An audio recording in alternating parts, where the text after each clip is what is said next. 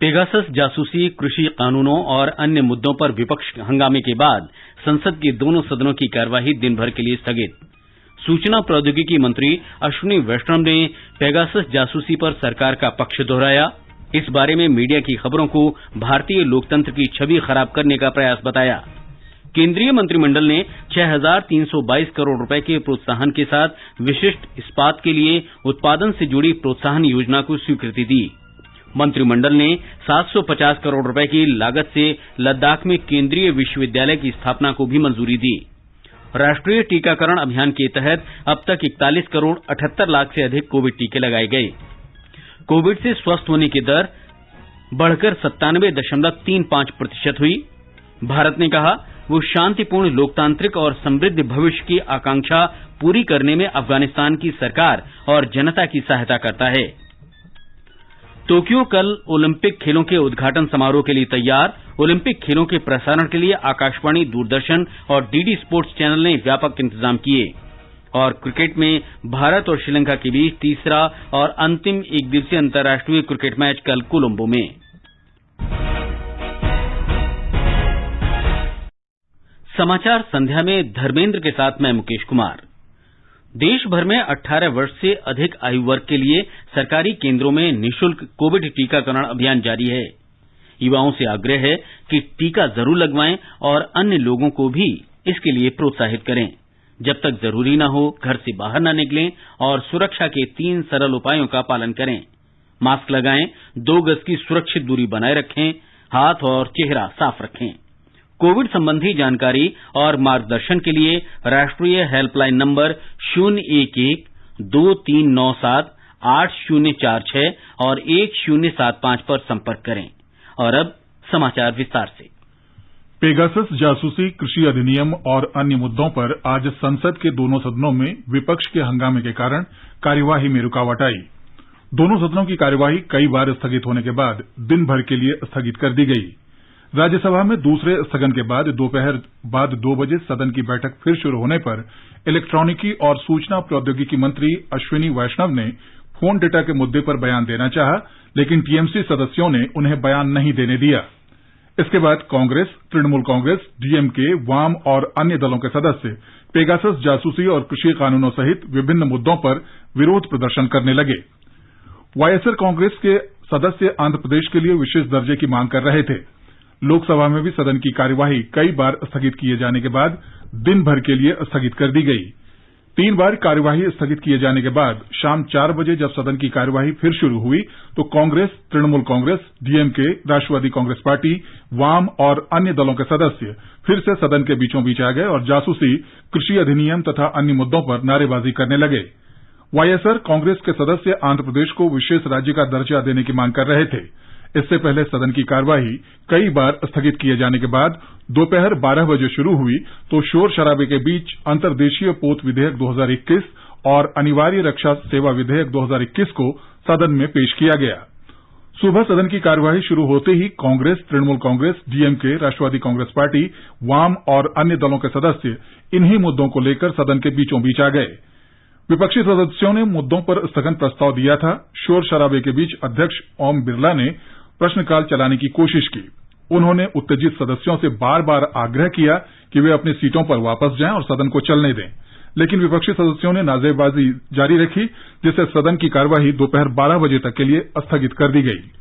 Electronics और सूचना प्रौद्योगिकी मंत्री अश्विनी वैष्णव ने कहा है कि संसद के मानसून सत्र से ठीक एक दिन पहले पेगासस जासूसी मुद्दे पर सनसनीखेज खबर का आना महज इत्तेफाक नहीं हो सकता।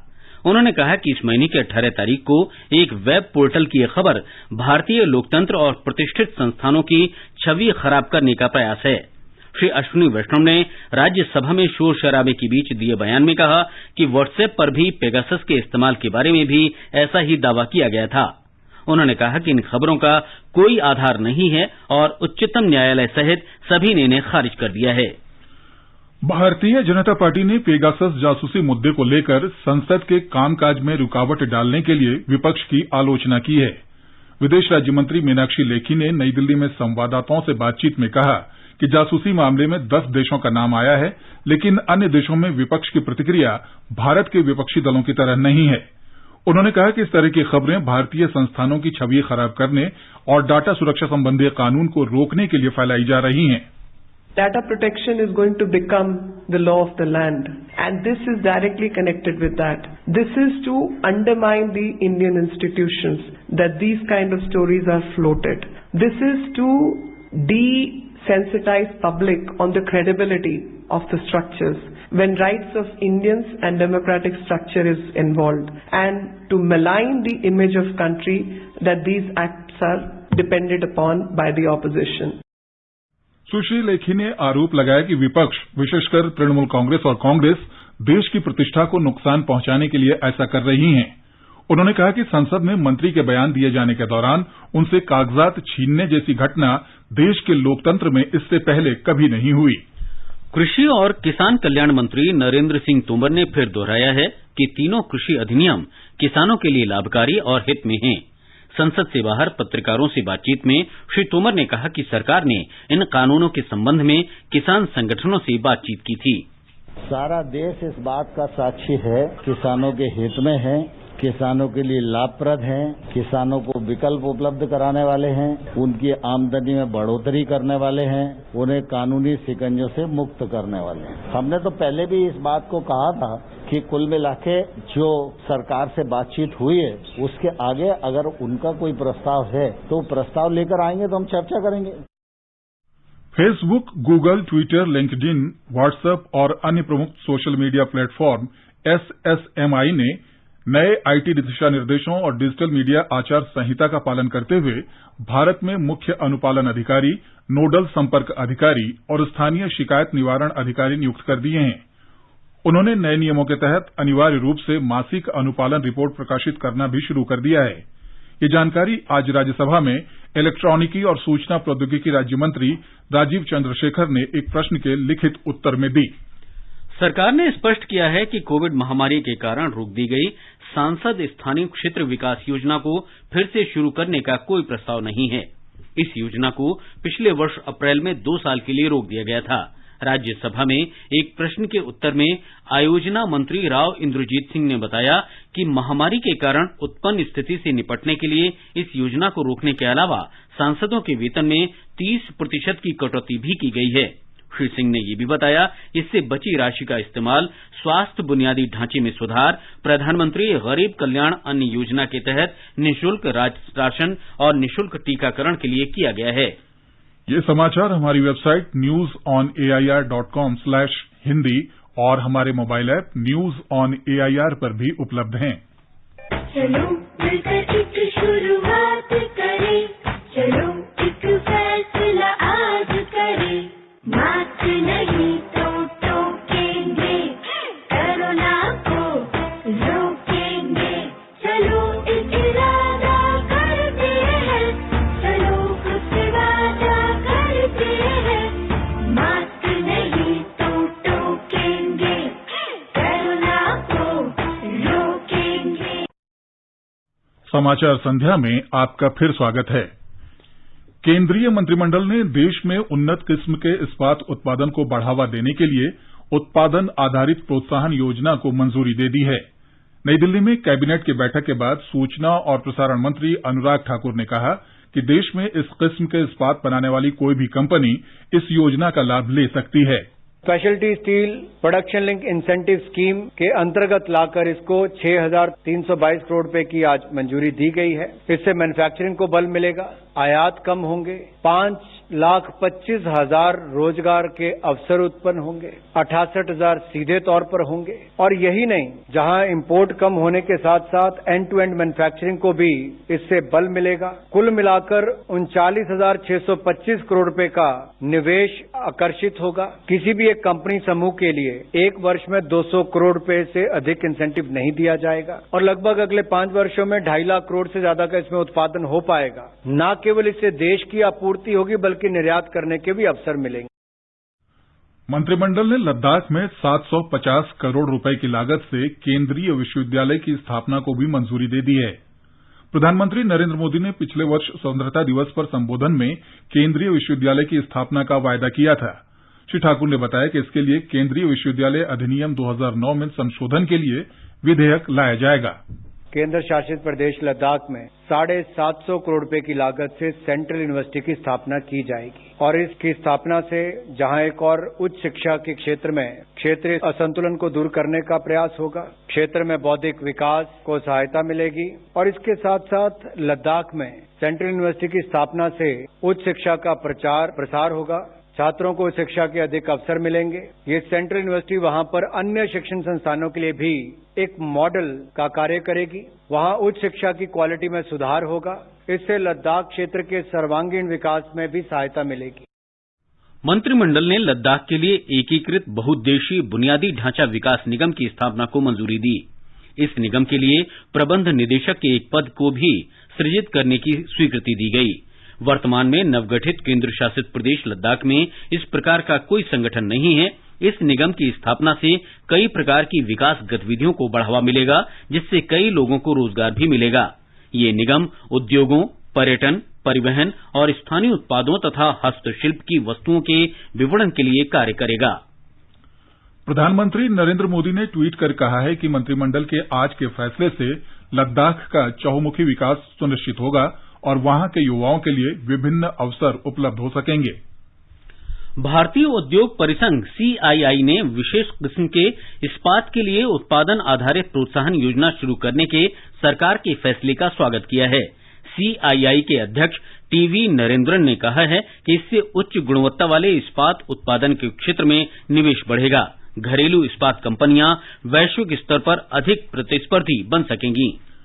आगे बढ़ने से पहले मुख्य समाचारों पर एक नजर।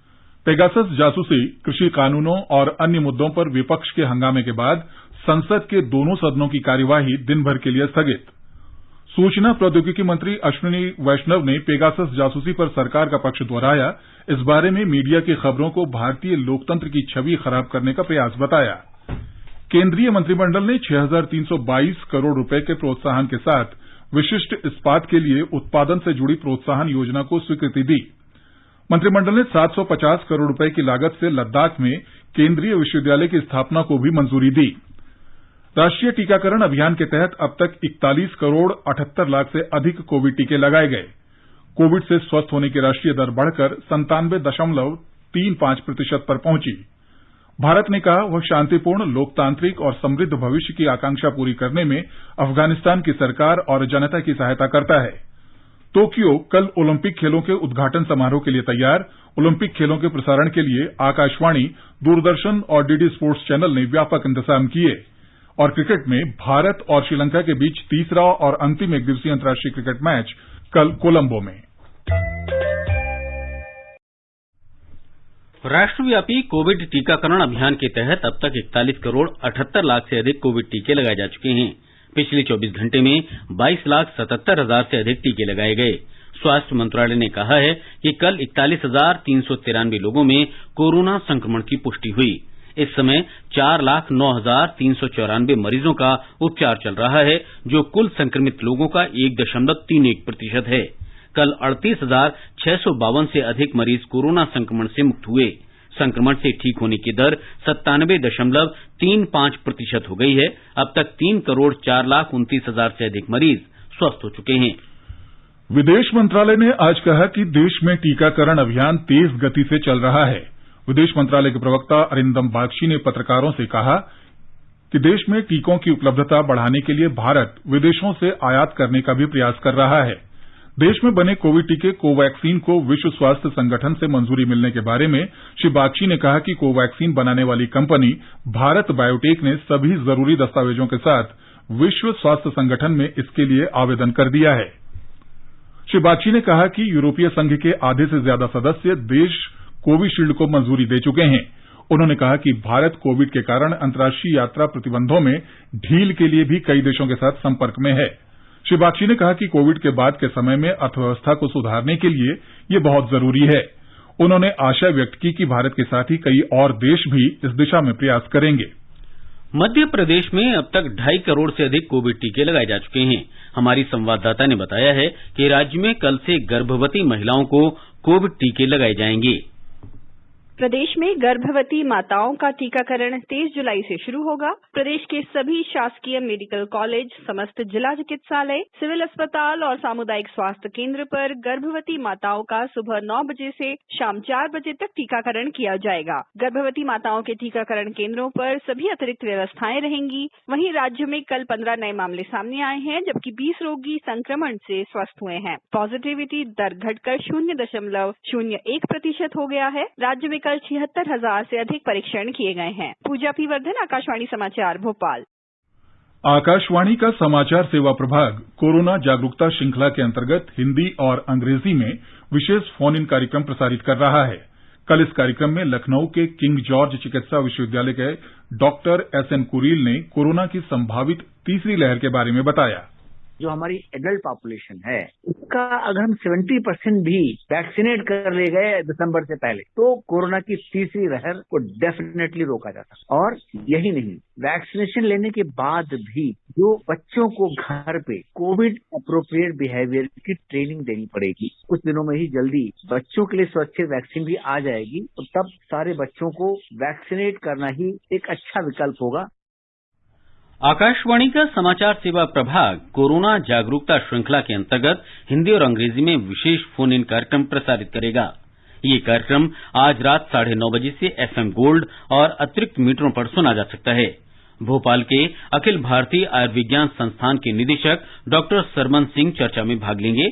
श्रोता विशेषज्ञ से टोल फ्री नंबर 1800-115767 और 011-2331-4444 पर सवाल पूछ सकते हैं। कोविड संबंधी राष्ट्रीय हेल्पलाइन के नंबर हमारी वेबसाइट newsonair.gov.in पर उपलब्ध हैं। ये समाचार आकाशवाणी से प्रसारित किए जा रहे हैं। ताजा समाचार जानने के लिए आप हमारे Twitter handle @AIR News Hindi को फॉलो कर सकते हैं।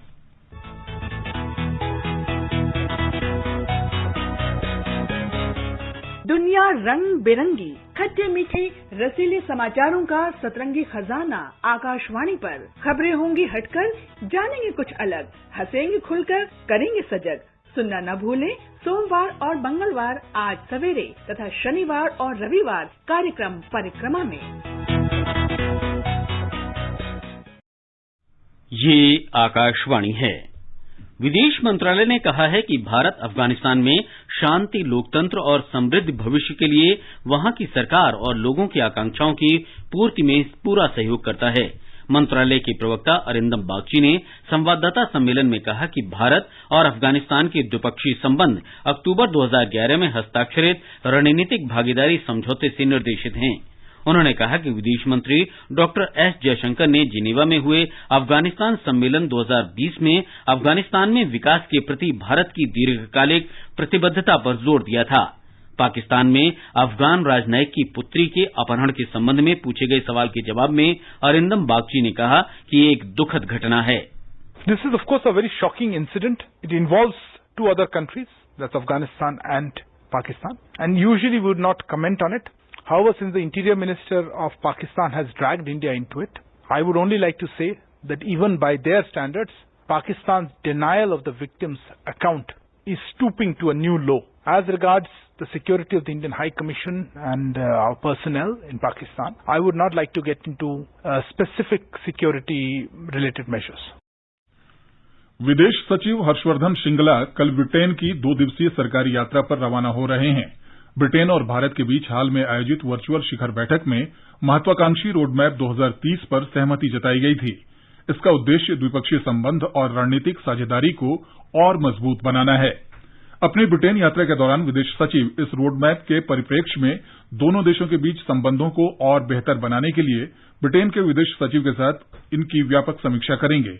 वे आपसी हितों से जुड़े क्षेत्रीय और वैश्विक मुद्दों पर भी चर्चा करेंगे। विदेश सचिव हर्षवर्धन श्रृंगला ने संयुक्त राष्ट्र महासभा के नवनिर्वाचित अध्यक्ष मालदीव के विदेश मंत्री अब्दुल्ला शाहिद से आज नई दिल्ली में भेंट की। उन्होंने श्री शाहिद को भारत की ओर से पूरा समर्थन दिए जाने का भरोसा दिलाया। दुनिया भर के खेल प्रेमियों की निगाहें कल से शुरू हो रहे टोक्यो ओलंपिक खेलों पर लगी हैं। आइए सुनते हैं कल से शुरू होने वाले इन खेलों के महाकुंभ पर एक रिपोर्ट। के ना निशाना। ओलंपिक खेलों का उद्घाटन कल जापान की राजधानी टोक्यो में पारंपरिक और औपचारिक रूप से किया जाएगा। भारतीय समय के अनुसार ये उद्घाटन समारोह शाम 4:30 से शुरू होगा। इस बार ओलंपिक का शुभांकर है मिराई तोवा। टोक्यो में नवनिर्मित नेशनल स्टेडियम में आयोजित होने वाले इस उद्घाटन समारोह का आयोजन कोविड महामारी के कारण सादगी के साथ किया जाएगा। उद्घाटन समारोह में किसी भी तरह की भव्यता नहीं होगी। इस समारोह में जापान के सौंदर्य और संस्कृति को दर्शाया जाएगा। 150 करोड़ की लागत से बने आधुनिक नेशनल स्टेडियम में 68,000 दर्शकों के बैठने की व्यवस्था है। हालांकि कोविड के कारण ये समारोह और कई खेल स्पर्धाएं बिना दर्शकों के आयोजित की जाएंगी, क्योंकि जापान में कोरोना के कारण आपातकाल लगा दिया गया है। टोक्यो ओलंपिक में 33 खेल स्पर्धाएं आयोजित की जाएंगी, जिसमें 206 देशों के 11,000 खिलाड़ी भाग लेंगे। खेलों के इस महाकुंभ में भारत के 127 खिलाड़ी भाग ले रहे हैं। भारत की ओर से महिला मुक्केबाज मेरी कॉम और हॉकी टीम के कप्तान मनप्रीत सिंह उद्घाटन समारोह में भारत के ध्वजवाहक होंगे। इस बार टोक्यो में 4 स्पर्धाओं का डेब्यू किया जा रहा है, जिनमें स्केटबोर्ड, सर्फिंग, स्पोर्ट्स क्लाइंबिंग और कराटे हैं। बेसबॉल और सॉफ्टबॉल की वापसी हुई है। ओलंपिक खेलों का समापन समारोह 8 अगस्त को इसी नेशनल स्टेडियम से होगा। Siddharth Singh, sports desk. लक्ष्य तेरा सामने है, जीत के है आना। कल टोक्यो ओलंपिक में तीरंदाजी में भारतीय समय के अनुसार सुबह 5:30 बजे व्यक्तिगत महिला रैंकिंग राउंड होगा। इसमें विश्व की नंबर 1 तीरंदाज दीपिका कुमारी अपनी चुनौती पेश करेंगी। सुबह 9:30 बजे से तीरंदाजी के पुरुष व्यक्तिगत रैंकिंग राउंड होंगे, जिसमें भारत के अतानु दास, प्रवीण जाधव और तरुणदीप राय अपनी दावेदारी पेश करेंगे। आकाशवाणी, दूरदर्शन और डीडी स्पोर्ट्स चैनल ओलंपिक के आयोजनों का व्यापक रूप से प्रसारण करेंगे। ये प्रसारण आकाशवाणी और दूरदर्शन के डिजिटल प्लेटफॉर्म पर भी उपलब्ध होंगे। ओलंपिक में विभिन्न खेल प्रतियोगिताओं का डीडी स्पोर्ट्स पर प्रतिदिन सवेरे 5 बजे से शाम 7 बजे तक सीधा प्रसारण किया जाएगा। आकाशवाणी का समाचार सेवा प्रभाग इस महीने की 1 तारीख से अपने स्पोर्ट्स स्कैन कार्यक्रम में प्रतिदिन ओलंपिक क्विज का प्रसारण कर रहा है। केंद्रीय मंत्री और वरिष्ठ भाजपा नेता अनुराग ठाकुर ने कहा है कि भाजपा युवा मोर्चा ने बड़ी संख्या में चीयर फॉर इंडिया अभियान में भाग लेने के लिए देश के युवाओं को प्रोत्साहित करने के वास्ते एक अभियान शुरू किया है। देश भर में यह अभियान 23 जुलाई से 8 अगस्त तक चलाया जाएगा। इस बारे में आज एक पोर्टल की शुरुआत की गई। देश के युवा इस पोर्टल पर 16 अलग अलग गतिविधियों के लिए अपना नामांकन करा सकते हैं। श्री अनुराग ठाकुर ने आज दिल्ली में पार्टी मुख्यालय में संवाददाता सम्मेलन में कहा कि हर कोई ओलंपिक में भाग नहीं ले सकता, लेकिन इसमें भाग लेने वाले भारतीय खिलाड़ियों का हौसला बढ़ाने के लिए सब आगे आ सकते हैं। इंडिया इंडिया, ये है मेरी टीम और ये रहा टोक्यो ओलंपिक्स में हमारी टीम के खिलाड़ियों का मनोबल बढ़ाने के लिए हमारा विक्ट्री पंच। आइए टोक्यो में इंडिया को रिप्रेजेंट कर रहे भारतीय एथलीट्स का मनोबल बढ़ाए। आपको करना सिर्फ इतना है, अपने दोस्तों के साथ, अपने परिवार के साथ, अपनी टीम के साथ इंडिया को चीयर करते हुए हमारा विक्ट्री पंच वीडियो बनाए। आगे 5 लोगों को टैग करिए और चीयर फॉर इंडिया को एक जन आंदोलन बनाइए। टोक्यो ओलंपिक में खिलाड़ियों का उत्साह बढ़ाने के लिए चीयर फॉर इंडिया अभियान के तहत देश भर से शुभकामना संदेश आ रहे हैं। मुक्केबाजी में विकास कृष्ण पदक के बड़े दावेदार हैं। विकास के पिता कृष्ण कुमार ने आकाशवाणी समाचार के माध्यम से उन्हें शुभकामनाएं दी। सभी भारतवासियों को, हमें भी, सभी गांव वालों को, सभी कोचेज को, जो भी इसके कोच हैं, सभी को आशा है कि विकास ओलंपिक में गोल्ड मेडल लाए। और पूरे परिवार को हम तो शुरू से देखते आ रहे हैं। विकास बहुत इंटेलिजेंट है और शार्प माइंडेड है। वो गेम को जैसे को वैसे देता है। ओलंपिक में अब की बार विकास गोल्ड मेडल लाएगा और भारत का नाम रोशन करेगा। बेटे विकास को शुभकामनाएं।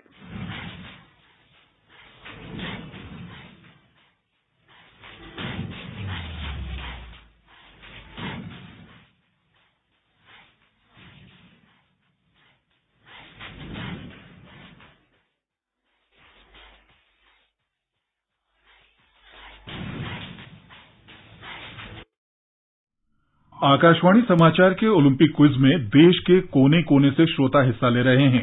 कल के सवाल के विजेता हैं तिरुवनंतपुरम केरल के मोहम्मद शमीम एस।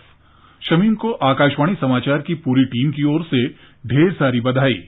शमीम ने विजेता बनने पर आकाशवाणी समाचार का आभार व्यक्त किया और ओलंपिक में भाग लेने वाले खिलाड़ियों को शुभकामनाएं दी हैं। Thank you very much for selecting me as a winner of Olympic quiz. Last 40 years, I am a regular listener of All India Radio programs. Your programs give me updated information about everything about India and sports world. I wish all the best to Indian athletes waiting for great performance. लक्ष्य तेरा सामने है, जीत के है आना। आकाशवाणी समाचार अपने प्रतिदिन प्रसारित होने वाले कार्यक्रम स्पोर्ट्स स्कैन में आपके लिए लेकर आया है ओलंपिक क्विज आकाशवाणी समाचार के साथ। इसमें हिस्सा लेने के लिए आपको स्पोर्ट्स स्कैन कार्यक्रम के दौरान ओलंपिक पर पूछे गए प्रश्न का जवाब देना है। आप अपने जवाब ईमेल कर सकते हैं। पता है airsportscan@gmail.com। विजेता का चुनाव ईमेल के द्वारा सबसे पहले मिलने वाले सही जवाब से होगा। क्विज के विजेता का नाम अगले दिन प्रसारित होने वाले स्पोर्ट्स स्कैन कार्यक्रम और हमारे समाचार बुलेटिन्स में घोषित किया जाएगा। साथ ही हमारे Twitter handle @AIR News Alerts पर भी फ्लैश होगा। इतना ही नहीं, विजेता को भारतीय ओलंपिक टीम की एक जर्सी भी दी जाएगी। तो देर किस बात की, सुनिए स्पोर्ट्स स्कैन कार्यक्रम रोजाना शाम 7:20 पर FM गोल्ड 100.1 मेगाहर्ट्ज और हमारे YouTube channel news on AIR official पर। चूके ना निशाना, लक्ष्य तेरा सामने है, जीत के है आना। भारत और श्रीलंका के बीच तीसरा और अंतिम एक दिवसीय अंतर्राष्ट्रीय क्रिकेट मैच कल खेला जाएगा। ये मैच कोलंबो के आर प्रेमदासा स्टेडियम में दिन में 3 बजे से शुरू होगा। भारत 3 मैचों की श्रृंखला में 2-0 से आगे है। जाने माने पार्श्व गायक मुकेश का आज जन्मदिन है। वे दशकों तक दिलीप कुमार, राज कपूर, मनोज कुमार और सुनील दत्त जैसे नायकों की आवाज बने रहे। उन्हें 4 बार फिल्म फेयर पुरस्कार से सम्मानित किया गया। आकाशवाणी की ओर से मुकेश को श्रद्धांजलि।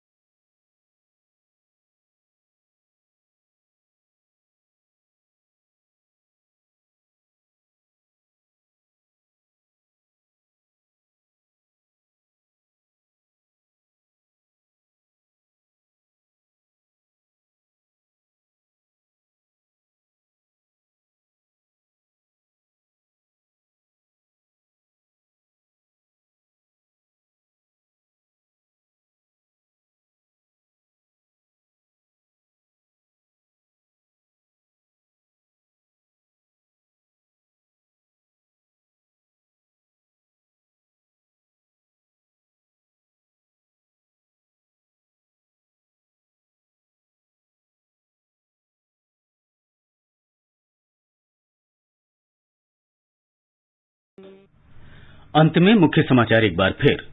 पेगासस जासूसी, कृषि कानूनों और अन्य मुद्दों पर विपक्ष के हंगामे के बाद सदन की दोनों सदनों की कार्यवाही दिन भर के लिए स्थगित। सूचना प्रौद्योगिकी मंत्री अश्विनी वैष्णव ने पेगासस जासूसी पर सरकार का पक्ष दोहराया। इस बारे में मीडिया की खबरों को भारतीय लोकतंत्र की छवि खराब करने का प्रयास बताया। केंद्रीय मंत्रिमंडल ने 6,322 करोड़ रुपए के प्रोत्साहन के साथ विशिष्ट इस्पात के लिए उत्पादन से जुड़ी प्रोत्साहन योजना को स्वीकृति दी। मंत्रिमंडल ने 750 करोड़ रुपए की लागत से लद्दाख में केंद्रीय विश्वविद्यालय की स्थापना को भी मंजूरी दी।